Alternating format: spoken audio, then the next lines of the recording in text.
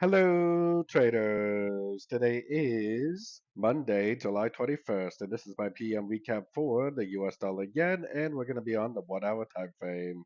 So, on the 1 hour time frame, we definitely had a nice push to the downside today, as you can see. But with the fact that this is a lower high, and the fact that we don't technically have a breaker structure down yet on like the 4 hour daily time frame, this move down possibly could be a correction to this last wave up. We definitely cannot rule out that as a possibility. Now, because the trend is down, I'm kind of hoping that this makes lower highs, lower lows, goes down, gives us this breaker structure, which will tell us that this really is the end of a wave C on like the 4 hour daily time frame.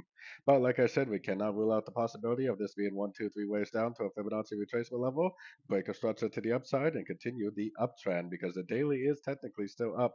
So we have to be continue to look for shorts, hopefully while we learn and earn whether it does this, or we learn and earn whether it does this, or possibly this.